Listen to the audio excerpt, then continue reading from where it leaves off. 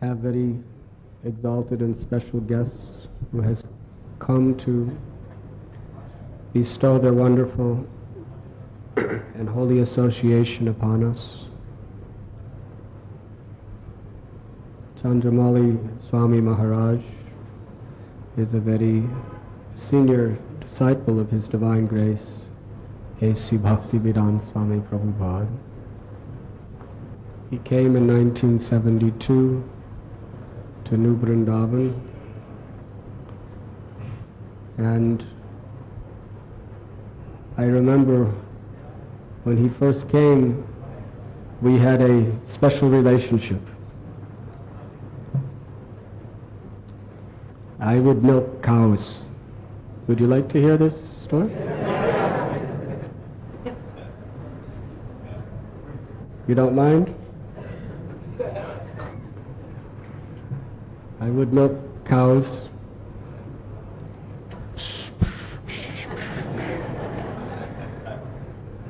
And then I would take the milk, which is liquid religiosity according to Vedas, and I would bring that pure, nutritious, sanctified milk coming from Krishna's own beloved cows, and I would give it all to Chandramauli, who at that time was brahmachari, as was I. And he would take the milk and he would make it sit overnight, and then he would take off the cream and he would churn the butter. He would churn the cream into butter. This was his almost full-time service. The service of Mother Yashoda and the gopis of Braja. We always read about them churning the butter and singing the glories of the Lord. So Chandramauli Maharaj would spend a day just singing the glories of the Lord and churning butter and then making it into butter, and then he would offer it to the deities Radha Vrindavan Chandra.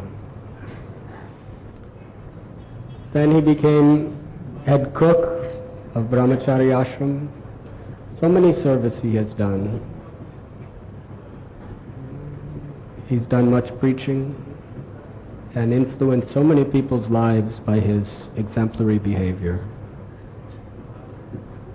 Whatever happens in the world, there's one thing I'm sure of, that Chandramauli Swami will go on with his service. He's very famous for has his determined desire to do his service, and nothing could stop him. Even if devotees try to stop him, he will not stop. He will go on with his service. And very humble, very completely dedicated. He has given his life, his soul, his everything in the service of Guru and Gauranga. So we are very much grateful to have him today. Let us welcome His Holiness Chandramauli Maharaj.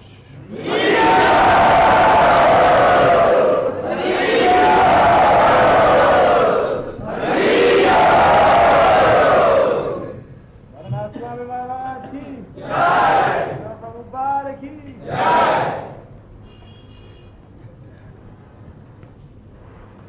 Haribo. We also have many special guests from Nandagram. Ramesh Goswami ji is here.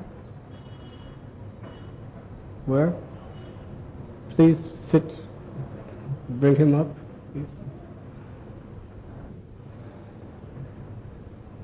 For those of you who know Braj Bhumi, the holy land of Lord Shri Krishna, there are innumerable places of Krishna's divine Leela.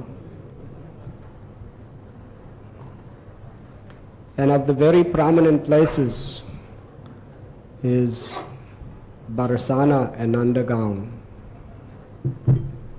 Barsana, Lord Shiva, Lord Brahma appeared as the form, his four heads became the four hills of Barsana, and Srimati Radharani made her residence there. And Brahma is always eternally enjoying Srimati Radharani's lotus feet upon his head. And Lord Shiva appeared as the five hills of Nandagram, and Krishna Balaram, Nanda Maharaj and Yashoda Mai made their eternal residence on that hill of Nandagram. There are so many beautiful holy places, but of them the foremost is on the very peak of the highest hill of Nandagram, is the actual place of the residence of Nanda Maharaj, where Krishna and Balaram performed their eternal Poganda and Kaishor Lila. And that temple, which is there, has been visited by all of the great Gaudiya Vaishnava acharyas and acharyas of all the sampradayas since time immemorial. And in that temple were the beautiful, beautiful deities of Krishna, Balaram, Jashoda, Nanda, Sridama, and Srimati Radharani are worshipped. The head pujari of that temple, one of the head pujaris, is our very special and exalted guest, Sri Ramesh Goswami Ji, who is not only intimately serving the Supreme Lord in his own home, but he is a very, very humble, gentle, and dedicated pure Vaishnava. And he's always very kind to us, very merciful and compassionate. And whenever he comes to Bombay, although so many people invite him to stay in so many nice places, he especially chooses to stay in Sri Radha Gopinath's temple because he very much loves the deities and the devotees here. So truly it is Krishna Balaram's blessings that they have sent his intimate servant, Sri Ramesh Ji Goswami, to be with us this week. Let us welcome him to Radha Gopinath's temple.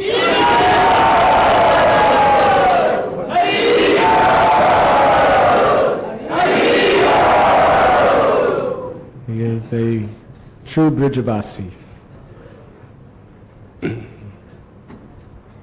We also have this week came Mother Tilakini and Mother Rupa. Mother Rupa is hiding outside. Now she's gone. Anyway, she'll hear us. Sound vibration is more powerful than any of the other sensual ways of communicating. She has been a devotee for about 25 years, Srila Prabhupada's disciple. She is so surrendered that in the early days of New Vrindavan, when there was great need of heavy construction to build the palace, Prabhupada's palace, the Pushpa Samadhi for Srila Prabhupada in the early 70s, and such hard work, and there was no proper machinery, no proper facilities. Devotees had to just lift blocks and rocks and very hard labor. And she was so enthusiastic that she was full-time she was actually the hardest worker in the construction crew, simply because she had such a fervent desire that Srila Prabhupada's beautiful samadhi, his home would be built.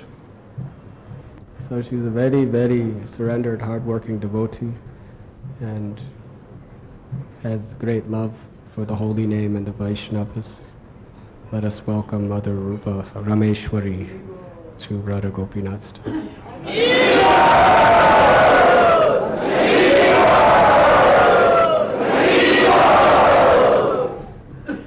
And Mother Tilakini is here. Yes?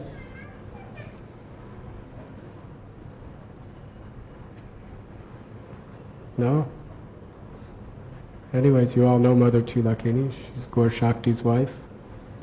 She's also a disciple of Srila Prabhupada for about the last 20 years. And she has done so many wonderful various services at New Vrindavan.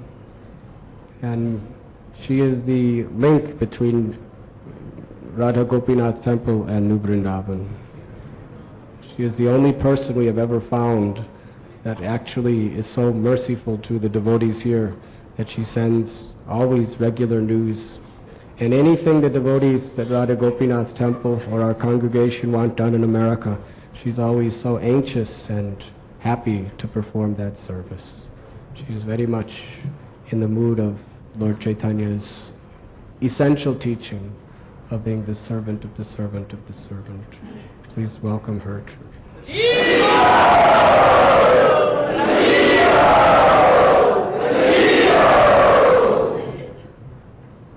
There's also Harinam Mataji is here. She's a very hard-working devotee at New Vrindavan. And Sita Priya, they are all not here. Brajabhumi Devi Mataji, is she here?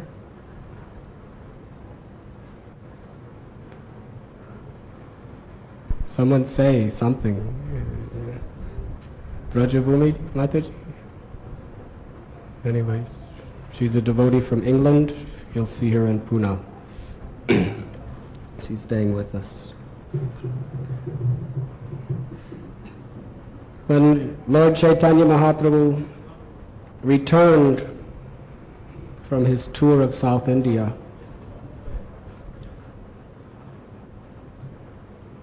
the devotees of Jagannath Puri, they were very, very intensely, anxiously waiting his arrival. They understood that he was the Supreme Personality of Godhead, Lord Jagannath, who appeared in this divine and most beautiful golden form of Sri Gauranga.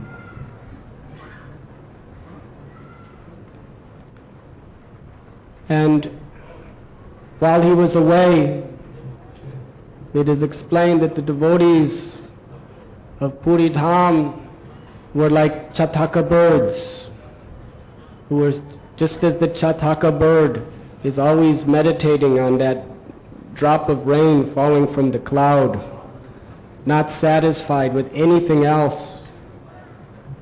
There may be so many reservoirs of water, there may be so many oceans and ponds and lakes and rivers and wells, but the Chataka bird will not accept any water except that pure water that falls directly from the cloud. And therefore, as he's flying in the sky, his face and his eyes are always focused on the cloud, waiting for that drop. He will never look down to anything of this earth to quench his thirst. In the same way, a devotee, if we want to actually become supremely dear to Krishna, we must have the consciousness of the Chataka bird. We should always keep the intensified, exclusive attention of our consciousness upon Krishna. We should know that service to Krishna and love for Krishna is the only satisfaction of the heart and the soul. It is the only meaning of life. And we should not accept anything of this world except that. We should not look down to look for contentment, peace, or security toward any of the rivers or ponds or lakes of the promises of Maya that are contained within this temple mortal existence. We should keep our attention always like the Chataka bird in rapt attention, waiting for the mercy of Krishna. That is called Ananya Bhak, Dritavrata. That is the determination that is necessary And when we have that determination, then and only then will Krishna reveal himself in our lives. But before he reveals himself, he will test us. We will not look to any of the false promises of Maya in the form of wealth or family or prestige or long life or anything else for our satisfaction. We may deal with these things in a very responsible and proper way in the service of Krishna, but our attention must always be fixed upward toward Krishna's lotus feet, toward the cloud of Krishna's mercy. Krishna Sham Sundar. He is that dark, beautiful rain cloud, and we are simply waiting for that drop of mercy. And we are willing to starve of thirst, of anything else, but we will not accept any substitute than his mercy. But before he gives that drop of water, sometimes he sends thunder. And when the thunder comes, the insincere feel, this is very frightful. Maybe I should go home. Maybe I should look elsewhere. And then sometimes there is lightning. And sometimes even the lightning bolt will strike the head of the Chataka bird and cause him severe anguish and pain. But he will never take shelter of the water of this world. He will remain in fixed determination, looking up and praying for that drop of water coming from the cloud. And whatever lightning, whatever thunderbolts, whatever thunder that may come upon him, he just accepts it as his purification in order to qualify himself to receive that drop of mercy. This is the determination that a devotee must have. Vishaya vanivaratante niraharasya de. We must always be seeking this higher taste. We must be resolute in determination that only Krishna can give me real satisfaction. Only surrendering to Krishna and receiving his mercy will be purpose in life, and look nowhere else. So the residents of Jagannath Puri, when Sri Chaitanya Mahaprabhu was away, like the Chataka bird, they were constantly meditating on his lotus feet, awaiting his arrival. And when the news came that he had come,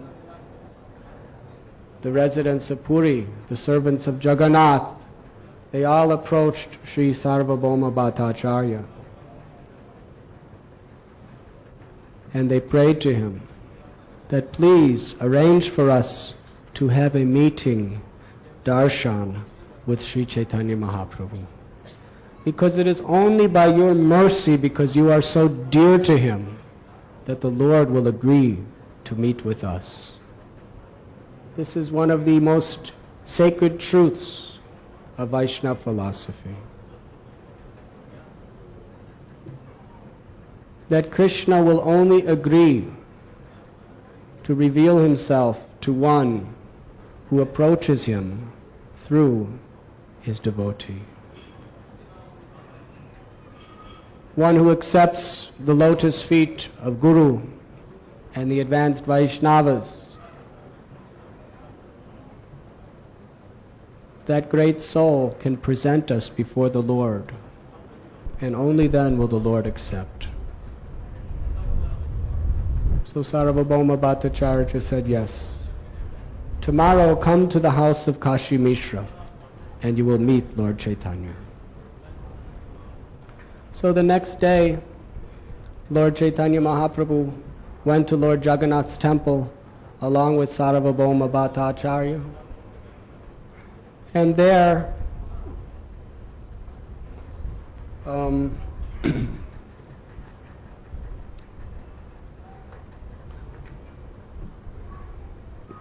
they had darshan of Lord Jagannath. And Sarvabhauma brought Lord Chaitanya to the house of Kashi Mishra. And Sarvabhauma said that Kashi Mishra wants to offer you his house, his life, his everything for your pleasure and your service. Please accept a room from his house.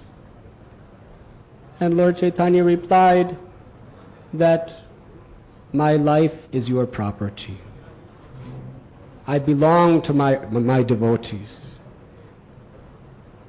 Whatever all of you want, I will accept.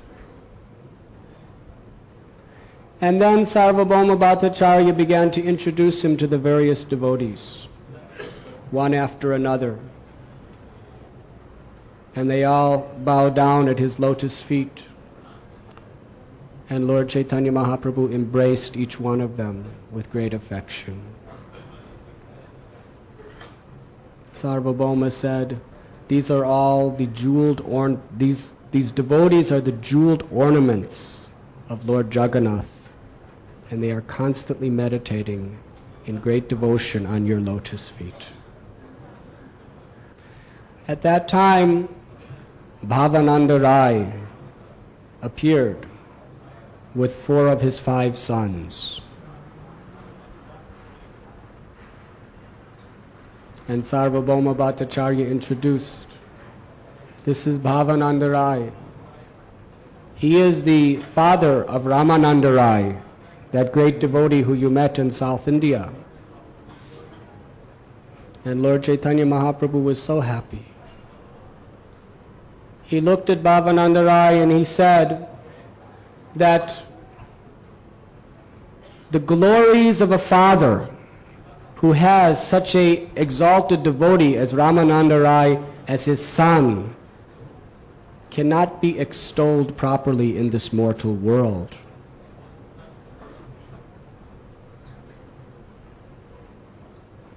And then Lord Chaitanya said to Bhavananda Rai that you are none other than Maharaj Pandu, and your wife is Kunti Devi, and your 5 sons are none other than the 5 Pandavas.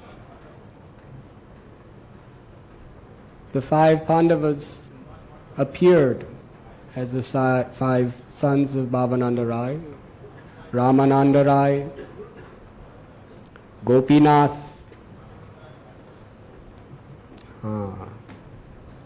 Vaninath, Kalanidhi and Sudhanidhi. Bhavananda Rai, and then Lord Chaitanya embraced him. And Bhavananda Rai, in great humility, he said, I am a low-class man. I am born in the lowest caste of society. And I am full of sins. But yet you have touched me.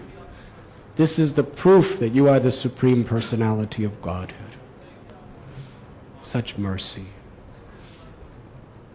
You see, the Lord and His devotees will never categorize anyone by their birth, but only by their qualifications.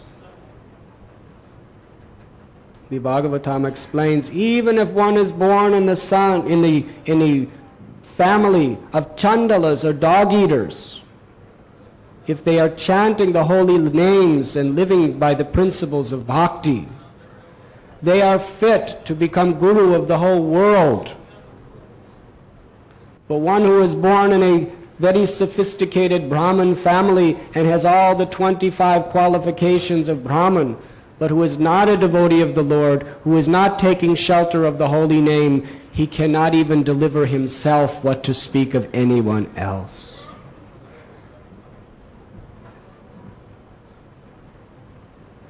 And then Bhavananda Rai said to Lord Chaitanya that my life, my home, my wealth, my servants, my 5 children, I dedicate them to you. I surrender everything to you, my Lord, to be utilized as you like.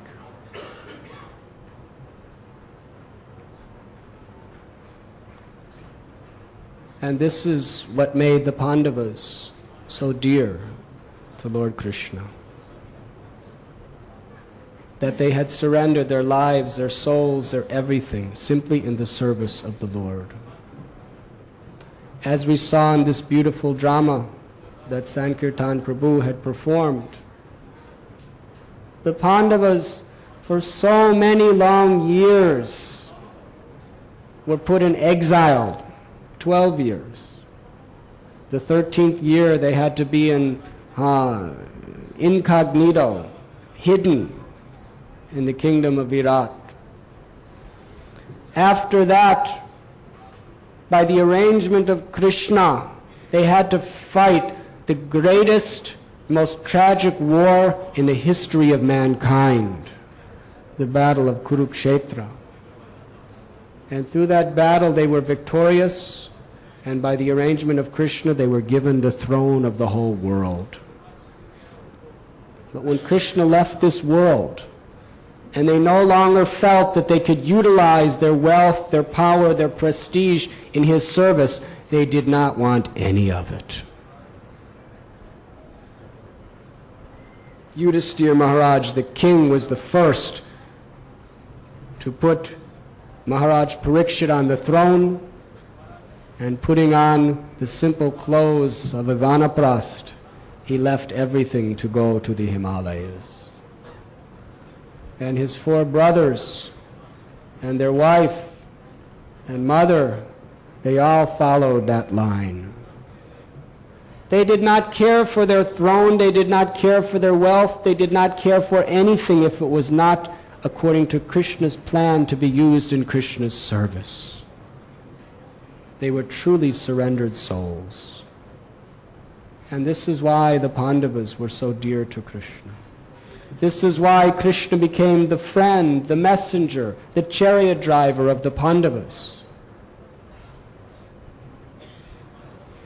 And this is why when Sri Chaitanya Mahaprabhu descended into this world, the original form of Krishna himself, he also called upon Maharaj Pandu, Kunti Devi, and the 5 Pandavas to assist him in his work, so that he can continue to show the world the exquisite loving affairs between the Lord and his surrendered devotees. Today, people in this world are very much attached. They'll become devotees, but they very much want to make sure that there's a limit to their devotion.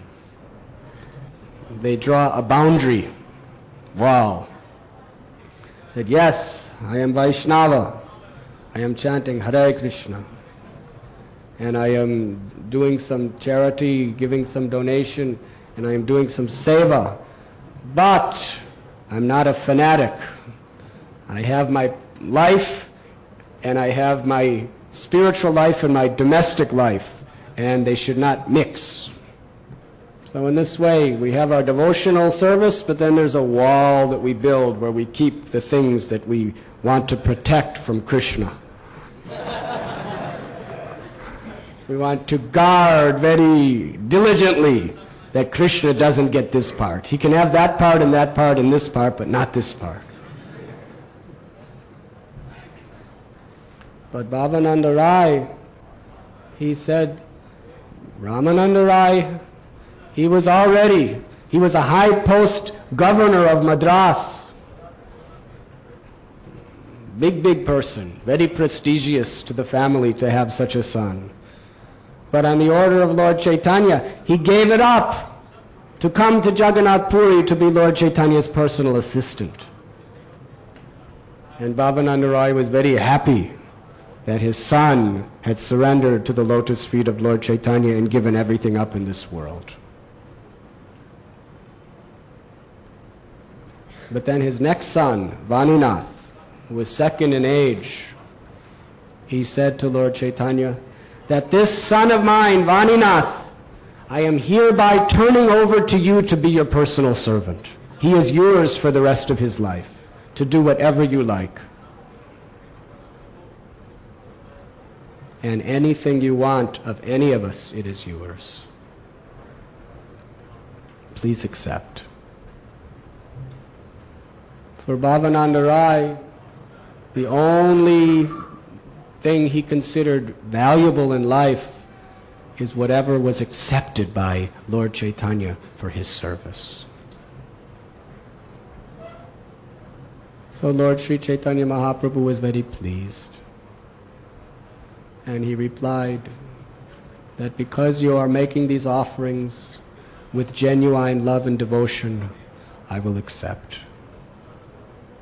And then Lord Sri Chaitanya Mahaprabhu embraced with great affection Bhavananda Rai, and then he personally placed his lotus feet on the four sons,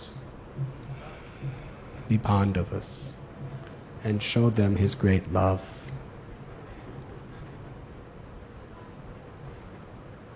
And he said, in 5 to 7 days, Ramananda Rai will also be coming.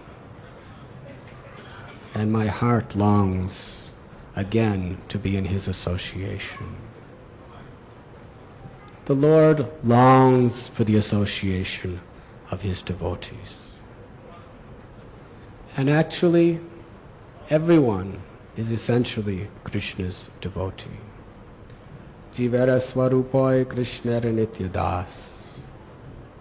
Krishna's longing for all of his spirit souls, all of his parts and parcels, to return to his loving service. That means each and every one of us. That means not only every human being, but wherever there is life in this creation, Krishna is longing for that eternal soul, that eternal loving servant, to come out of illusion and return. And therefore, Lord Chaitanya and the great acharyas, such as Srila Prabhupada, have taught us that there is no greater service to the Lord than preaching his message to the devotees and to the conditioned souls, to help them to come back to the loving service of the Lord. That is the greatest service that we can do. And Srila Prabhupada is so merciful that he is so kindly engaging all of us in that most intimate service of the Lord by spreading the glories of the chanting of the holy names. Hare Krishna, Hare Krishna, Krishna Krishna, Hare Hare, Hare Ram, Ram Ram, Hare Hare. Because in this age of Kali Yuga, there is no religious principle except the chanting of the holy names of the Lord. Harinama, Harinama, Harinameva Kevalam, Kalo Nasteva, Nasteva, Nasteva Gatiranyata. There are many sub-religious principles, but only through sincerely chanting the holy names of the Lord with a spirit of service and devotion can we actually achieve Krishna Prema. Prema Pumartha Mahan. Purushartha Siromani. The crest jewel of all goals of life is love for Krishna. So we are not concerned with anything save and except those activities, those words, and those thoughts which help to absorb ourselves and propagate Krishna's holy name. Hare Krishna, Hare Krishna, Krishna Krishna, Hare Hare, Hare Ram, Ram Ram, Hare Hare. And this was the glory of the Pandavas, as we have seen in this wonderful play.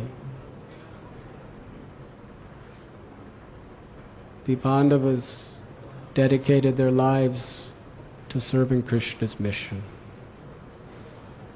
And by Srila Prabhupada and the Guru Parampara's great mercy, we all have that same opportunity. By coming together and helping this great mission of Lord Chaitanya spread to more and more people's lives. This is the mission of the Lord in this age of Kali Yuga. So the first thing that is required is we must be personally very enthusiastic to come together to chant this Harinam. And we must live a very pure, exemplary life for others to see. We must be very willing to be instruments, to assist according to our capacity in whatever way to give the mercy of the Lord to the suffering people of this world. By somehow inducing them, convincing them, attracting them to chant Harinam. Srila Prabhupada said the whole purpose of all of his books, the whole purpose of all of our preaching, the whole purpose of all activities is simply to induce people to take shelter of the chanting of the holy name of Krishna.